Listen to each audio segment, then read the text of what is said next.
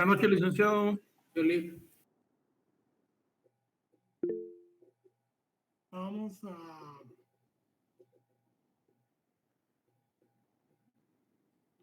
dar un poquito de tiempo para que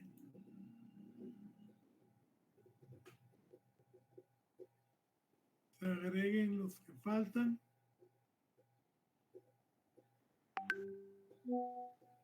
Hoy vamos a entrar a hablar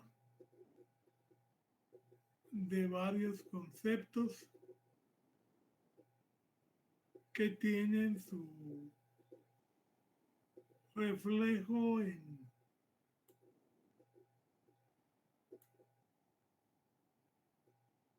nuestra doctrina, nuestra práctica y nuestra regulación legal.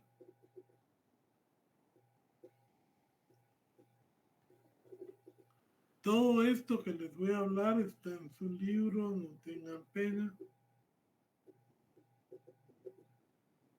Es solo para definirles a ustedes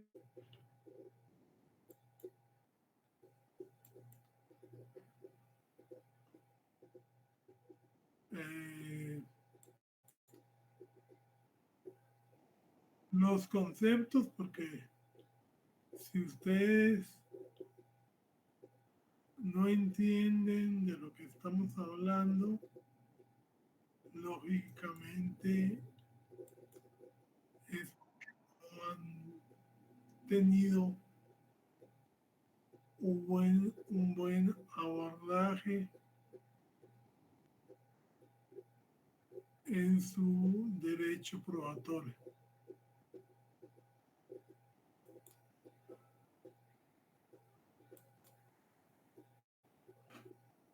La prueba es un elemento esencial para el proceso. Yo les he dicho que en el afán de querer aplicar el derecho penal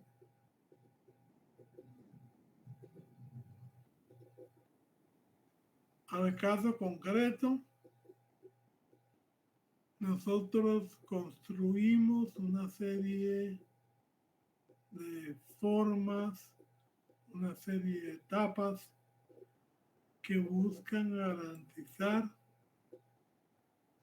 los derechos humanos de todos los sujetos procesales y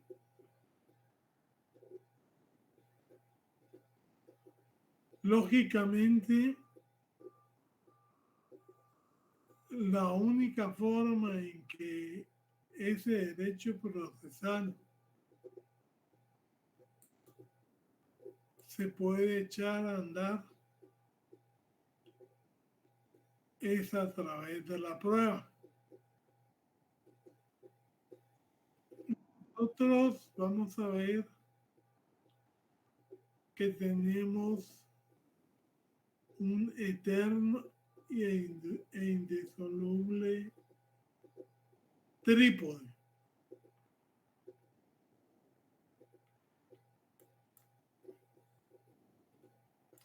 Y esa es la vinculación que siempre va a haber entre la prueba,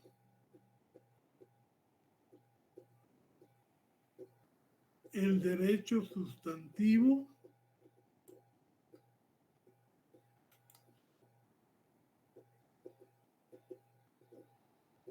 y el derecho procesal. Sin prueba, no ver cómo superar las distintas fases del debate.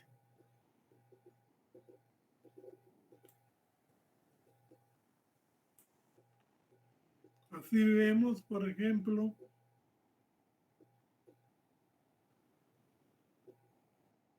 que para que pueda existir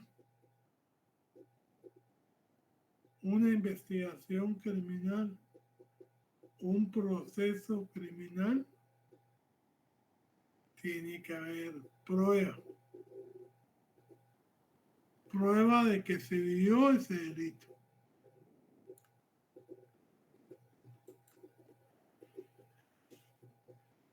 Y esa prueba está contenida en una serie de principios que el día de hoy vamos a empezar a ver.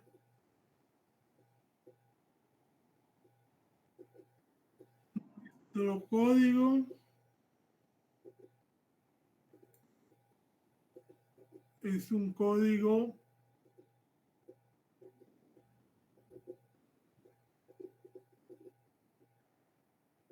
que se caracteriza por la libertad probatoria.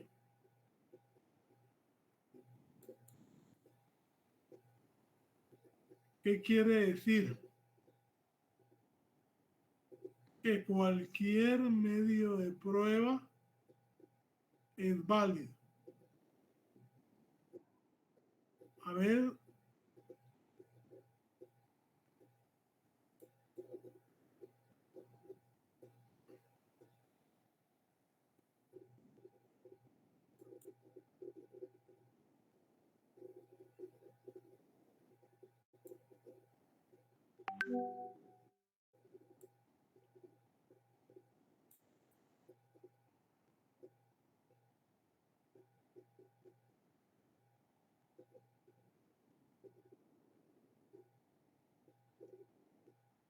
estamos viendo la pantalla. Sí, licenciado. Ok.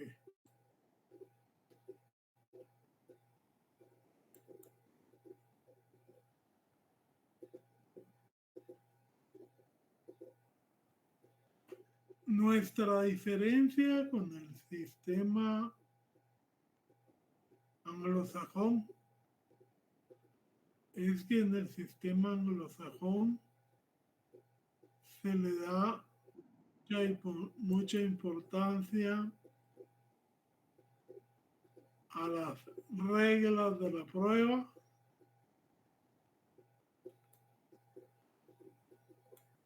y constituye un curso aparte,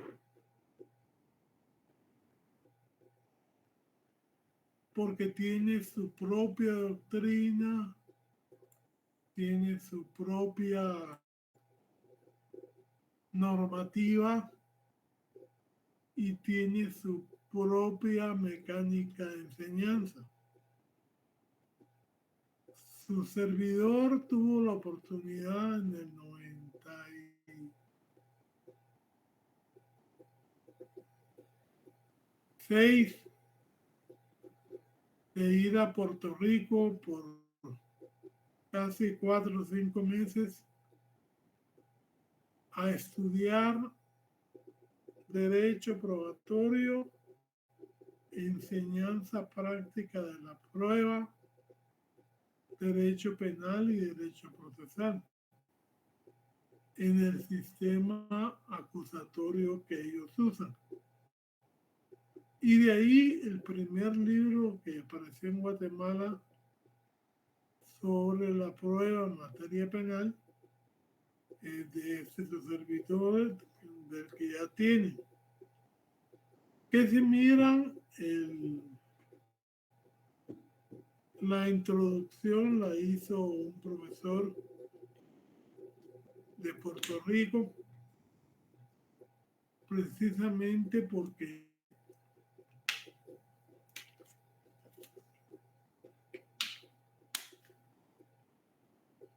el trabajo fue un acopio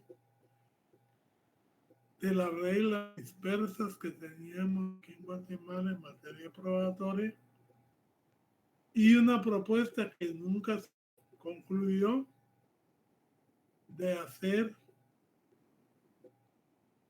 una ley de la prueba.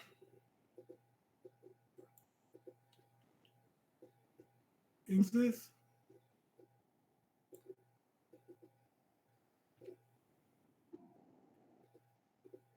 vamos a empezar diciendo que la prueba tiene 3 grados de raciocinio, 3 grados de convencimiento. La certeza total, la probabilidad y la duda. Y sobre estos 3 grados es que se van a estar tomando todas las decisiones que se asumen en un proceso. Hay certeza cuando al juez no le cabe ninguna duda de la verdad, de la demostración de la verdad del hecho que le han presentado. Hay probabilidad que puede ser positiva o puede ser negativa, porque él no está totalmente seguro de si pasó o no pasó. Y hay duda cuando él no puede creer la existencia de ese hecho.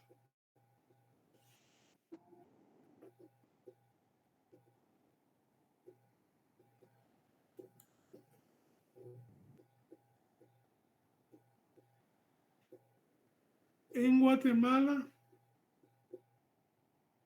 ¿quién tiene la carga de la prueba? ¿Es el Ministerio Público, Lic? Porque el mismo artículo 251 dice que el que debe investigar todos los hechos de oficio que se meten en el territorio es el Ministerio Público. Y entonces el Ministerio Público tiene la obligación de hacer una investigación objetiva para buscar qué persona pudo o no haber cometido un hecho criminal. No con dedicatoria o con saña, sino con el principio de objetividad y respetando el principio de inocencia que precede al hecho cometido por el funcionario público o la persona particular.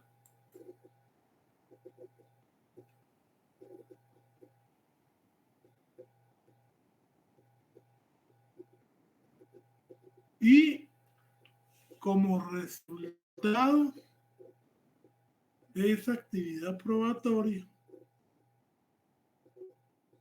tenemos lo que se denomina quantum probatorio o peso de la prueba o grado de la prueba, a la prueba que el juez necesita tener para poder dictar ciertas decisiones. La sospecha razonable. Si usted quiere vincular a un proceso a una persona, primero tiene que tener certeza de que hay un delito y sospecha razonable de que la persona pudo haber participado en él. Mediante este quantum se le permite a usted solicitar una orden de aprehensión, que es la regla, pero también actuar en flagrancia cuando se llenan los mismos principios de este quantum probatorio.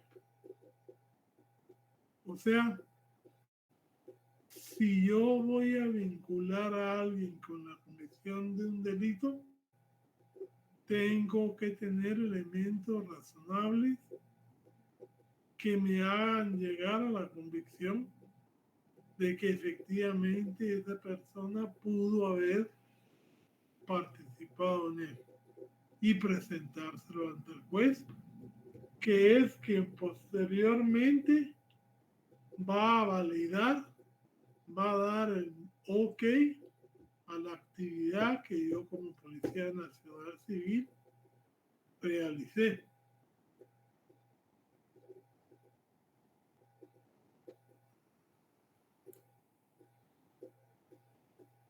Cuando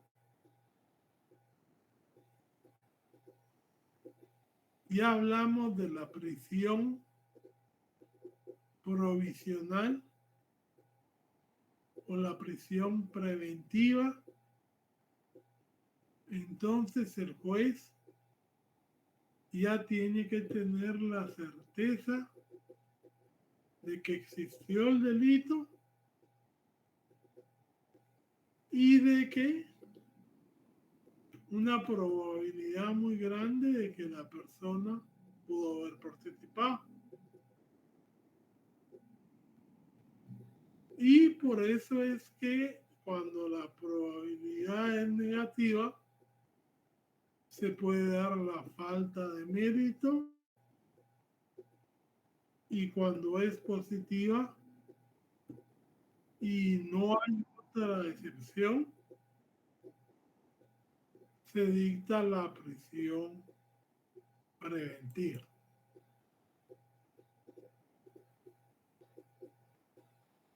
Este es otro momento en que vemos cómo opera el quantum probatorio.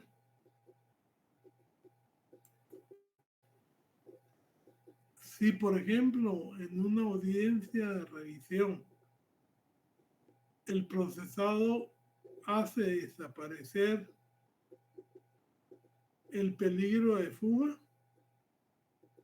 el juez puede cambiar su determinación y otorgarle una medida.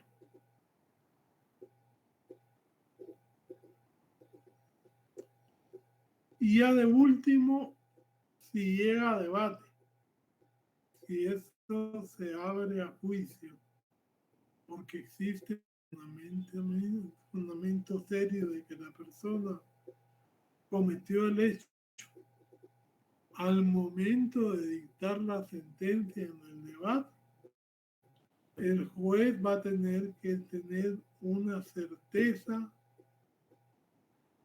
sin posibilidad de duda razonable sobre que la persona cometió el hecho y la forma en que lo hizo. Ante la duda, debería de venir la absolución.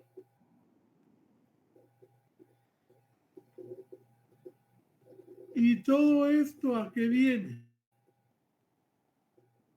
Viene a que en la fase preparatoria los sujetos, como vamos a ver, tienen la posibilidad de aportar prueba, de ofrecer prueba.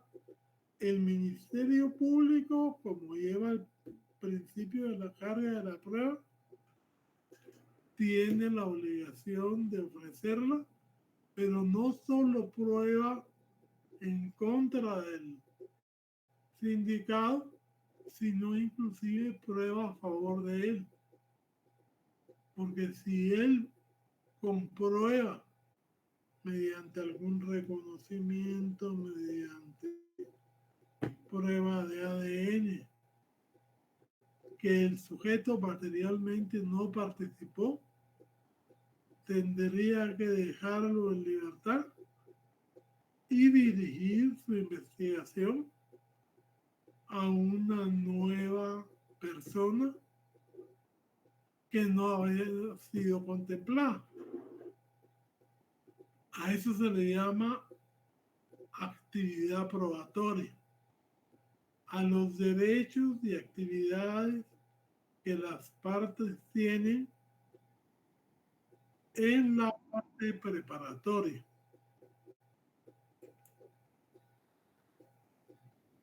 Ustedes saben que ustedes como defensores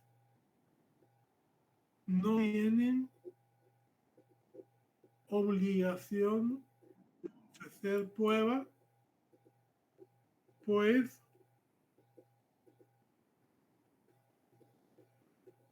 la parte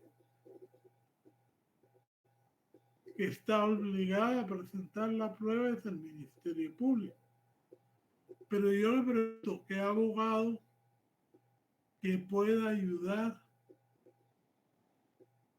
a votar la teoría en contra de su defendido no lo va a hacer? ¿Sí? Entonces, vamos a ver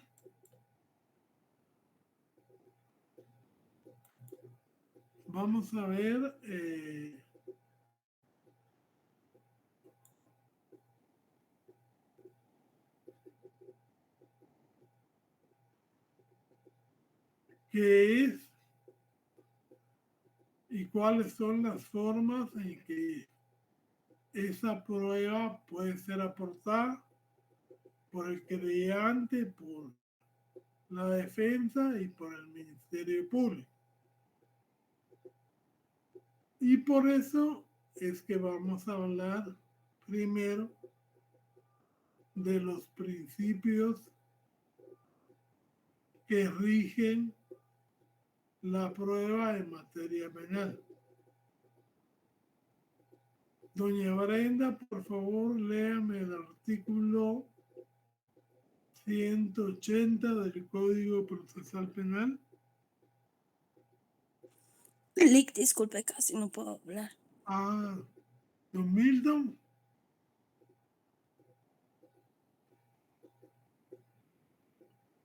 ¿O algún voluntario? Perdone, licenciado, buenas noches. Milton graba las clases, entonces él no puede participar en clase. Entonces, Buenas si quiere, noches, se la leo yo. licenciado. Sí, doña Alma, el 180. Claro, licenciado, buenas noches. Artículo 180, rectificación.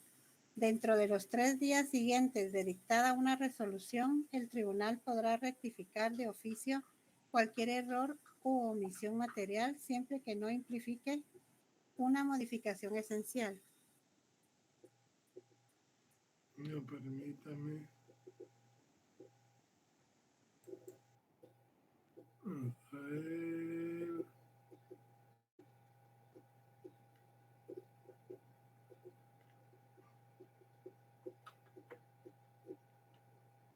A ver, búsqueme. El título es la prueba. A ver. Sería el artículo 181, la objetividad. Antes habla de la prueba. Antes, sí, ese es el título. Después el artículo 181. Antes el artículo 180, la rectificación. Entonces, Y 181, disculpe.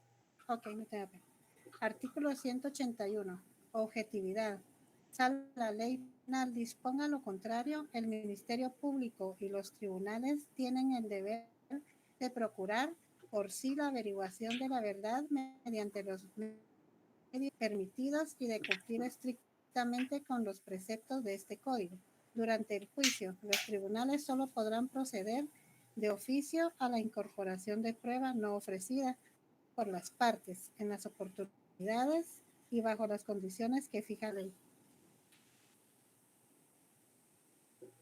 O sea, que nosotros tenemos que cumplir con prueba, pero esa prueba no es cualquier prueba. Tiene que tener requisitos.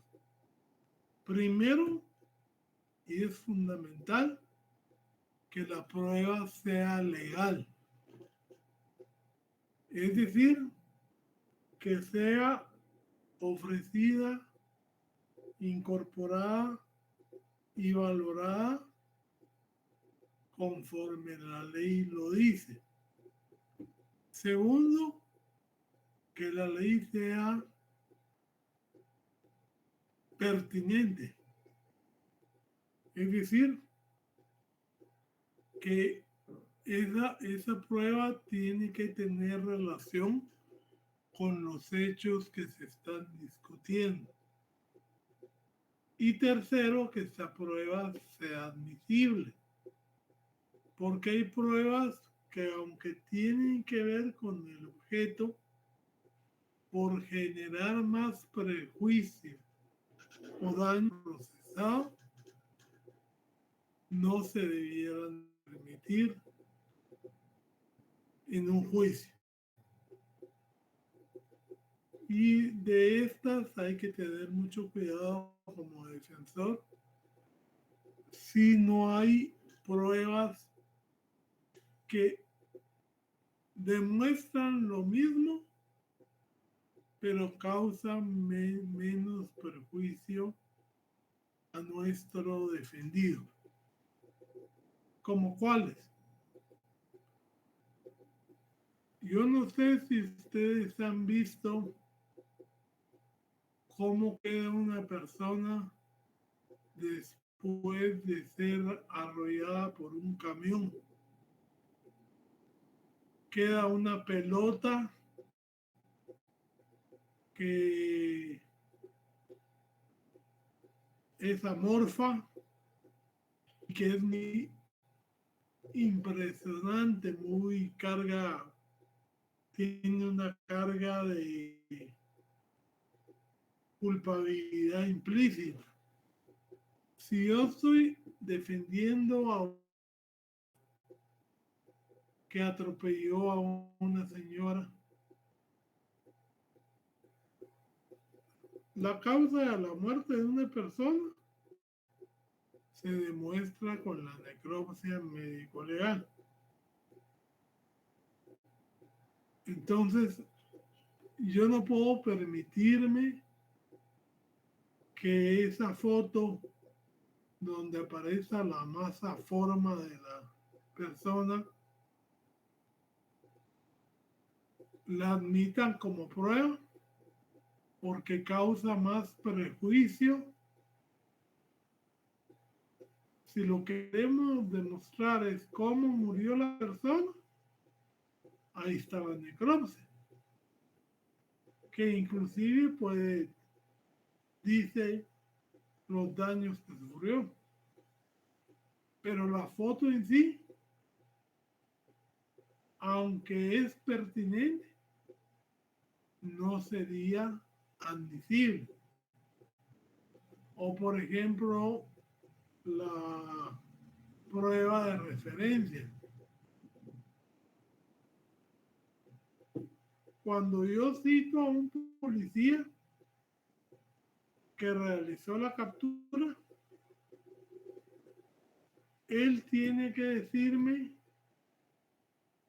lo que le consta por sus sentidos, que oyó, cómo, cuándo y dónde.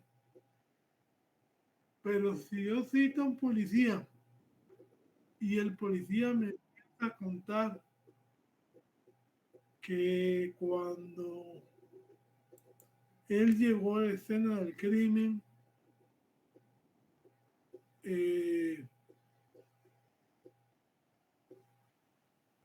se juntó con un testigo que ni siquiera se identificó, pero que le empezó a decir que el muchacho estaba rondando una casa.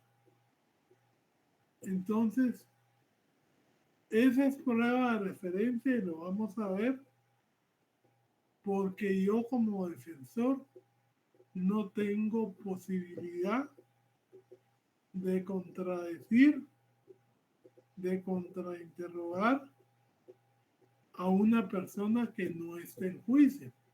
El que está en juicio es el policía, pero el policía no puede hablar de lo que le dijo otra persona, porque entonces yo no lo puedo interrogar. Y entonces esa prueba viola el derecho a defensa, derecho a obediencia y no es admisible en juicio. Inclusive el número de testigos para declarar sobre determinado extremo, si es abundante o es sobreabundante, entonces no estamos aportando mucho porque van a ser muchas personas sobre un mismo hecho y entonces la ley lo prohíbe. Sigamos leyendo, por favor, de Atelma Corina. Sí, licenciado. Artículos 182. Libertad de prueba. Se podrán probar todos los hechos y circunstancias de interés para la correcta solución del caso por cualquier medio de prueba permitido. Regirán en especial las limitaciones de la ley relativas al estado civil de las personas. Ok.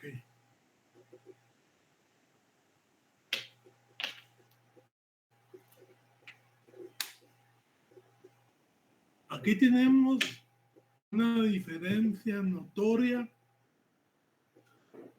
con lo que ustedes conocen de los códigos continentales. Nuestros códigos continentales dicen que solo se podrán usar los medios de prueba que especifica cada código. Ahí está el Código Civil con la declaración de parte, testigos, documentos. Lo mismo en laboral y lo mismo en los que usan supletoriamente el Código Procesal Civil y Mercantil. Que varios. Entonces, el número de pruebas es limitado, es cerrado. En cambio, en penal, la libertad de prueba es completa. Se puede usar cualquier medio, solo hay que tener cuidado de incorporarlo sin violar las reglas que el mismo código dice. Por eso se dice que nuestro Código Procesal Penal tiene libertad de prueba en ese artículo 182. Veamos el 183. Con gustos. Artículo 183. Prueba inadmisible.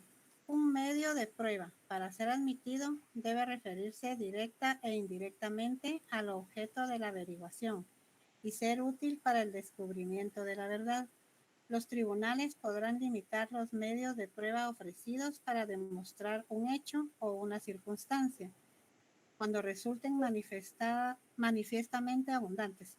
Son inadmisibles en especial los elementos de prueba obtenidos por un medio prohibido, tales como la tortura, la indebida intromisión en la unidad del domicilio o residencia, la correspondencia, las comunicaciones, los papeles y los archivos privados. Ok. Miren todo lo que nos dice ese artículo. Habla de la pertinencia, que el medio tiene que ser vinculado al hecho que estamos investigando, pero además de eso, tiene que ser útil. Si violenta una garantía, es inadmisible. Nos dice que la prueba también debe ser regular, que no se deberá usar prueba abundante y tampoco se deberá usar prueba ilícita, ni la que es la prueba derivada de lo ilícito, que es la famosa doctrina del árbol ponzoñoso, que les voy a dejar como tarea para el miércoles investigarme cuáles son los requisitos de la prueba, que son 3: legalidad, la pertinencia y la admisibilidad, que ya los conocen ustedes porque los leyeron para su comprobación, y que me traigan un ejemplo de cada uno. Lógicamente tienen que ser ejemplos distintos porque nos van a servir para ir hablando de la actividad probatoria de todos los sujetos. En especial de los que se dan en Guatemala, sus casos particulares.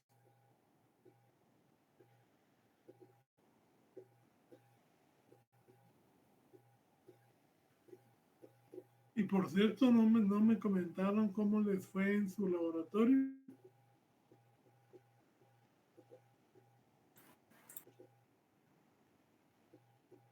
Bien, Nos fue licenciado. bien, licenciado.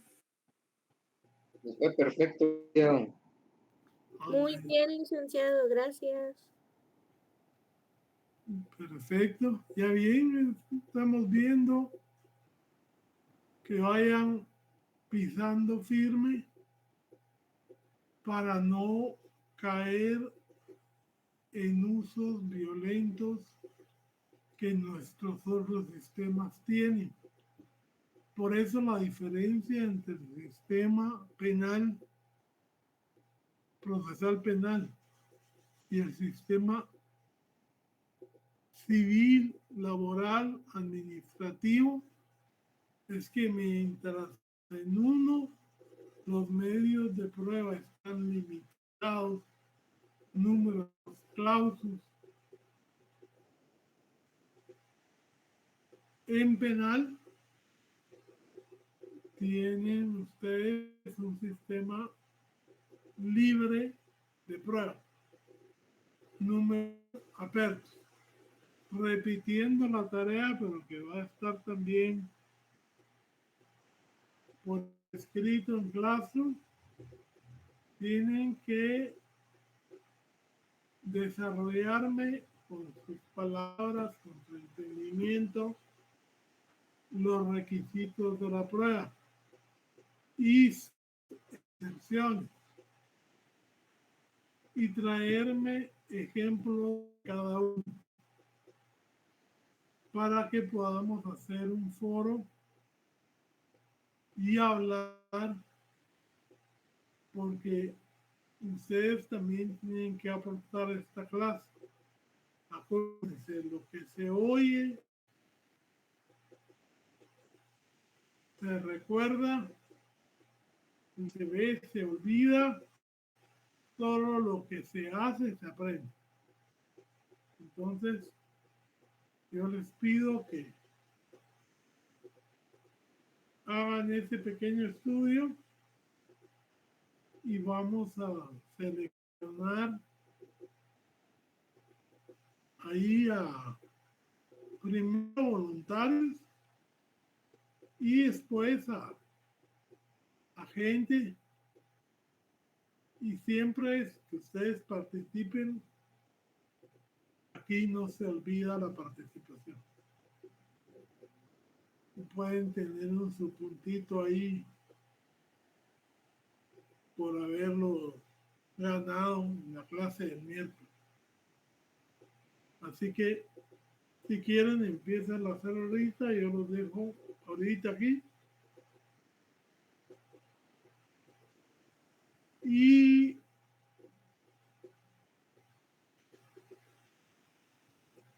les deseo mucha disciplina. Piensen ejemplos, plantéenlos. Ningún ejemplo es tonto. Todo ejemplo nos puede dar luz. Así que por favor, les agradezco su atención. Les mando la diapositiva y tengan ustedes feliz noche. Muchas gracias. Gracias, licenciado. Gracias, feliz noche. Gracias, licenciado. Buenas noches. Buenas noches. Feliz noche.